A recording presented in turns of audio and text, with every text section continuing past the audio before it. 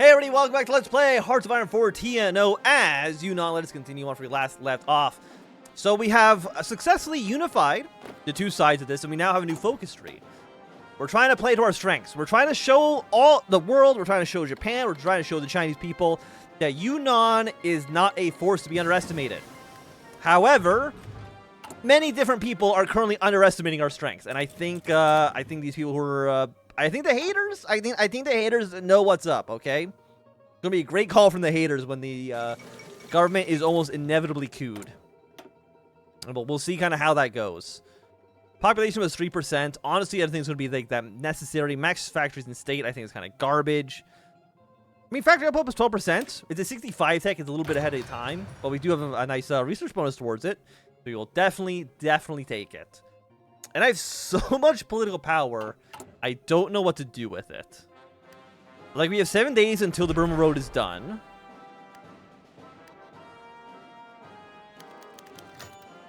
Luhan goes worse. Luhan gazed at the map of Xi'an for some time. It had been commissioned by him, hiring the best Japanese surveyors and geography experts to pinpoint where and how the deepest deposits of minerals and the rare earths could be found. With it, he could target the riches hiding in the depths of Yunnan's bosom and the recently annexed Guangzhou, and meet the increasing demands of Guangzhou and Nanjing. The door to his office opened, and in came his secretary, bearing a report from the labor statistician regarding the most optimal distribution of wages to keep as much money in the hands of the government, and as much money going to the reorganized republic as possible. He walked in, dropped the report, and left without another word. The secretary refused to even look at Luhan. For a moment, he just stared. Printed simply at the bottom of the report was his findings. The most optimal distribution of wages was simply to not pay them at all. As an addendum, the work hours of the workers had been increased by another 4 hours, leaving them with barely enough time to sleep. Only with these conditions could Nanjing's ravenous appetite be met. Outside its window, the sun shined brightly. The clouds rolled lazily across the sky. Vivid visions of the kind of deprecations Chinese workers suffer daily in his mines and fields flashed under his eyes. But Luhan banished the thoughts with a blink. Or, it was all for the good of China. It was all for the good of China. Rich in PP, poor in dollars. So true. I mean, that's the story of my life, man. I'm always rich in PP. Have any of you gotten the ad for this little stuffed cow peanut called PP? I don't know if anybody's ever seen this ad. But when I first saw it, I was so confused. I'm like, this isn't your typical YouTube ad, is it? It's not your typical. You know what? I'm gonna pull it up here. Let's see if I can find it. We're entering new vectors of Hearts of Iron 4 content here. Okay. Let's see if you can find it. Yeah, there we go. Can I pull this? I want to show this on stream, but I don't want to like dox. I don't think there's anything over here that's like bad. So let me see. Can I game capture recording? What are these browser windows? You know, okay. Let's open a new display capture. This is a lot of work I'm putting into this, okay? We're gonna play this for like 4 seconds. This is the content you're here for, okay? This is the content. Has anybody else seen this ad? I got it, and I was so confused. This is the content you're here to see.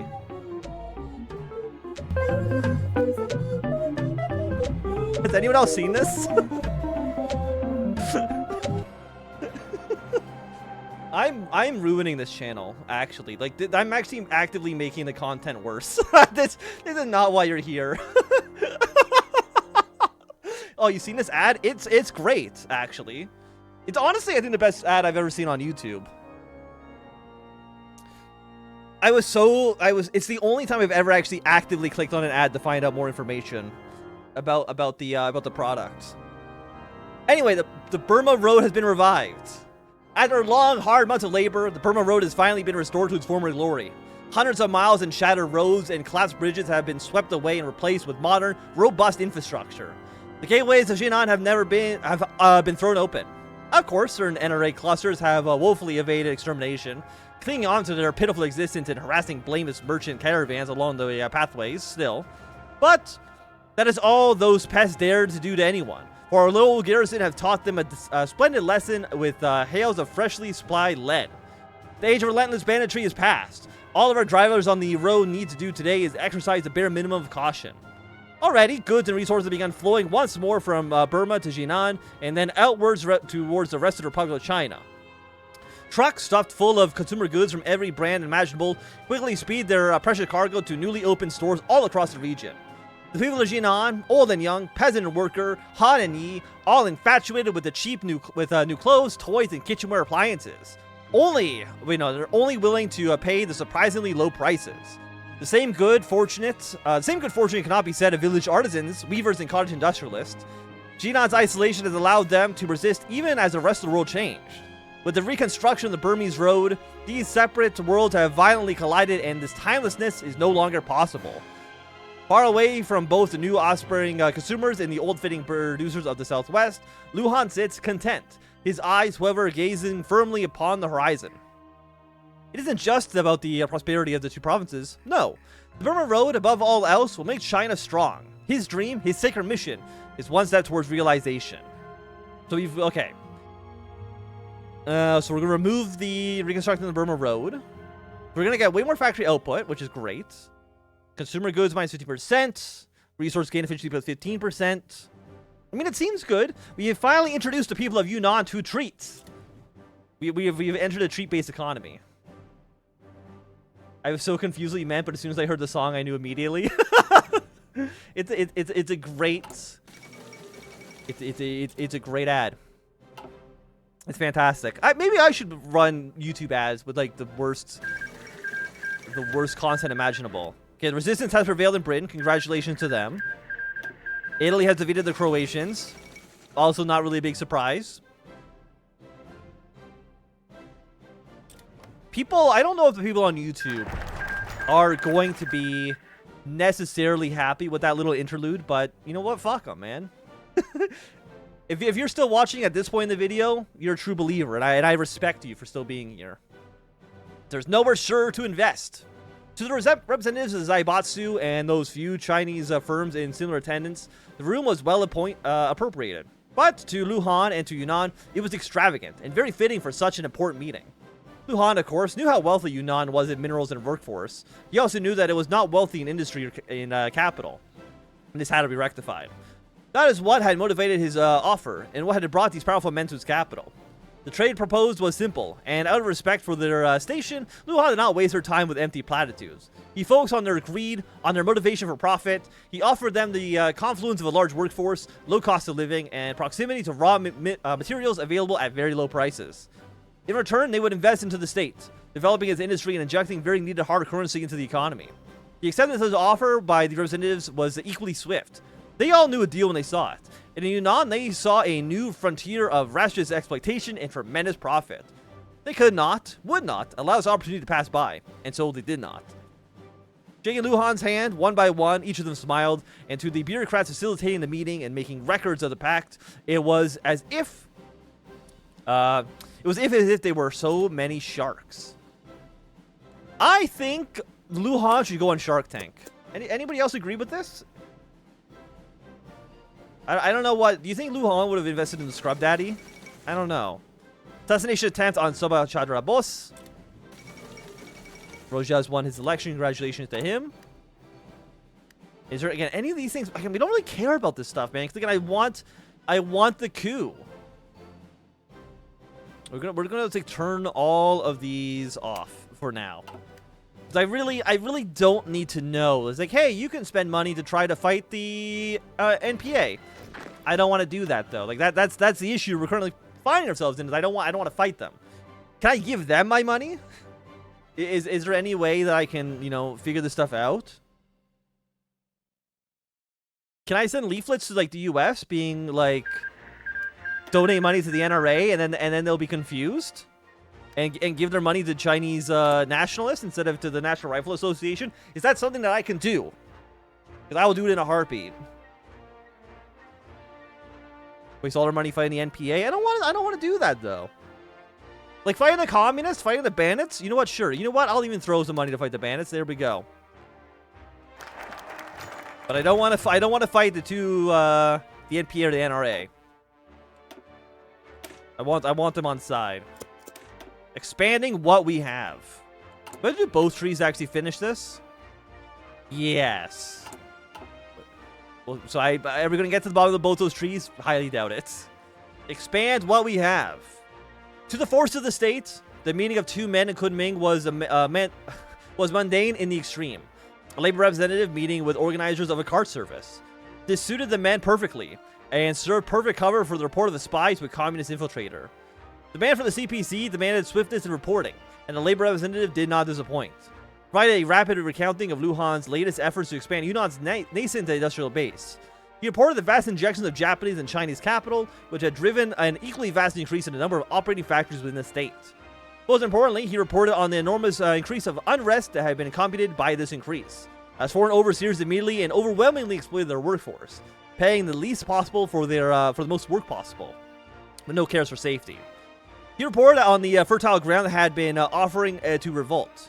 Man for the CCP, a lifelong revolutionary, agreed. The oppressed worker was, after all, the perfect revolutionary. He had once been one himself, but he also knew a hard-won lesson. That without proper preparation and coordination, any such rebellion was doomed to failure. So, they would prepare, they would wait, they would train, they would organize, and they would, only then would they strike.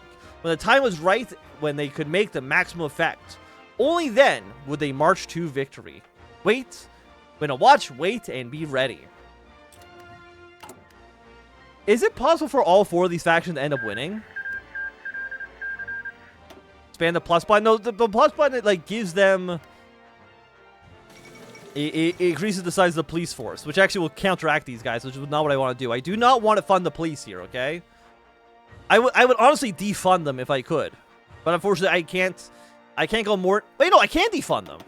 Ah, shit. No, I can't. I was like, oh shit, I can have the police pay me. But unfortunately, that doesn't work that way. Very, very sad. I was really hoping that was gonna work. Just keep writing a button, have like $1 trillion that I force the Yunnanese police department to pay me. That's what we need to do. But unfortunately, it's not gonna happen for us. Oh, we actually have free production units. I'm not used to actually having more money. I mean, I guess we'll put 5 in the U. And then for extra production, we'll throw that into... I don't even know. I guess motorized seems okay. We'll maybe use them for supplies or something like that to that effect. We'll find out. Visions. Getting 12 days until you're done. Bandits are going okay. Carrot and stick. Which one do you fight? Are you bandits? That's money. You know what? Sure. Let's do carrot and the stick. We'll keep on fighting the bandits. I think that seems reasonable. Richard Nixon's resigned. That's fine. And we'll leave him do a little bit of we'll do some immoral practices. I think that seems okay. What are we doing? We are replacing corvée slavery with institutionalized. I mean, that sounds worse. I don't know. I don't know what corvée slavery is, but institutionalized slavery, I gotta imagine, is probably a little worse. New factories. Japan's day always began with a meager bowl of white congee, while the dawn's first few rays began to peak above the horizon. The daily trek to his workplace crosses it through rivers and rolling hills, muddy roads and sundered fields, once a verdant green with rice crops, now all that remains of which are the scars of irrigation channels still flooded. Van toil away for 10, 11, 12 hours in a workshop, producing nothing in the midst of nowhere. His bosses, taskmasters, carrying clipboards and pencils, have a new order for him every week. Something new to assemble, different equipment and parts to produce. Specialization is a luxury such a rural manufacturer cannot afford. Instead, the workshop simply makes what is in demand from their new buyers.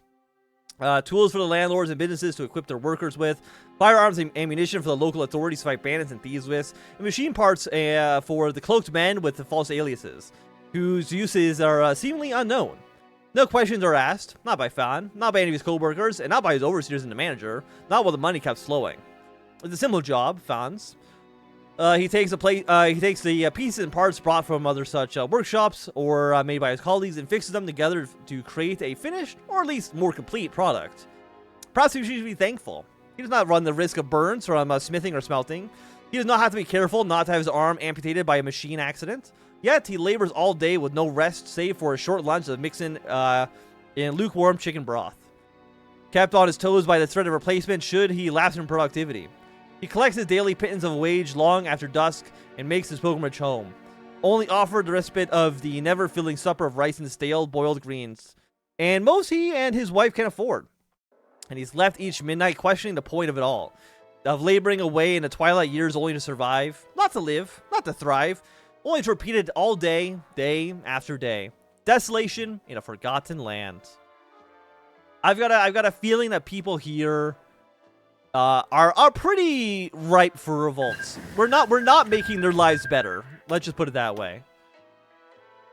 Production units. We have a nice bonus. So go with you, 1.5. Did Borman win? Oh, okay. I really thought Speeder had a chance. I really thought Speeder had a chance. I don't know if Borman is always just like in the best position to win the Civil War, but he does win it every time. Has there been a campaign that we played so far where Borman didn't win? Like, I understand that Borman is like the status quo, you know, like centrist fascism. So it makes sense that he would have probably the easiest time of it. I don't think I've ever, like, I understand like the SS not winning because nobody likes them. But Speeder I've never seen Speeder win. I've never seen Goring win. I think they're just like in worse positions, but who knows? Who knows? An evening in Kunming. It was evening in Kunming. As Chen, an informant for the Communist Party of China, crossed back into the capital of Yunnan to reconnect with his cell, he reflected on the surprise of how chaotic Yunnan was becoming under Lu Han's supposedly secure rule. The countryside, far from being pacified as Guo Zhengyu and Lu Han claimed, was filled with chaos and instability. The rural localities were filled with the brave of bandits and bandits, many of whom were parasiting the increasingly restive peasantry. The peasantry, in turn, was up in arms because the government seemed to only have one priority: the welfare of the landlords and their wealth. Obviously, the information reflected, while this was enough to give the lie to the brave claims of the traitor KMT about how peaceful, moderate, and stable Yunnan had become under the rule of the collaborationist government, it was not enough for the rebellion that Marshal Lee had envisioned. For Yunnan was to rise in revolt against the oppressives of the Japanese imperialists, the peasants of the countryside had to be armed. As an informant reached the place where his cell had arranged to meet, he was already sketching out ways that he could smuggle arms to the peasants' farmsteads. Not merely for self-defense, of course, but as a preparation for the struggle to come. Soon, it would come about. That, to me, that sounds like that's going to be the event that's going to cause the overthrow of Longyu. Not Longyu, Lu Han. But I mean, again, the communists don't have that much power. Right, what are they? Are they middling? No, they're low. They're weak, actually. Like, they're actually losing more power. I haven't even pressed any buttons, but they're still losing. Okay, get all of this. Hydra can't win because his content is way too different compared to the others and will lead to nuclear war. Goring can't win because his content was removed. Okay, I mean, fair. So can AI only choose basically Speer or Borman then? I'm guessing that's probably why they're always chosen. Immoral practices. Ma did not feel like a real person. He had not felt like a real person for a long time. Every day he woke up early in his shack, crammed alongside his wife, his children, and his parents. Every day before the sun rose, he walked down the soot-choked dirt road past rundown farms and polluted-soaked rice fields and strange bombed-out ruins. Every day he found himself in a throng of other men and women marching towards the doors of the factory. What did he make? Was he good at his job? Did his work make life easier for the people somewhere? He didn't know. He didn't care. His work had become specialized beyond reason, beyond meaning. Every day was the same, making the same small part, a metal coil that was passed along the conveyor belt to another man like him, wearing the same clothes, in the same conditions, living the same colorless lives. Their existence were endless toil, interrupted only by the occasional breakdown of the conveyor belt or maiming of some nameless, replaceable laborer. Sometimes he would see rats scurrying up along the floor, chewing on bits of amputated flesh. He was not sure if they were real. If they were, the men carrying clipboards on the catwalks did not notice. Every few weeks, one of the men carrying a clipboard would give Ma his paycheck, a thin envelope with only a few bills in it, a fraction of the value of his labor. He would take it and trudge back from the factory, down the dirty, polluted road to the dilapidated home. He would press the envelope into his wife's hands, mumble about an apology about it not being enough, about it never being enough, and then collapse into his bed. Then, after a night of dreamless sleep, he'd wake up in the cycle, and it would start anew. There was no exit. There was no escape. I remember early in TNO, somebody on Reddit was freaking out because the AI Heinrich managed to win the Civil War. That is kind of crazy. I mean, Heinrich. I mean, that's another. It could be an interesting campaign for us to play as well. But we'll see. We'll see. But I will say at least for right now, it's going to be a good time for the end of this episode. So if you enjoyed, thumbs up. Not enjoying, thumbs down. You want to see more? Subscribe and goodbye.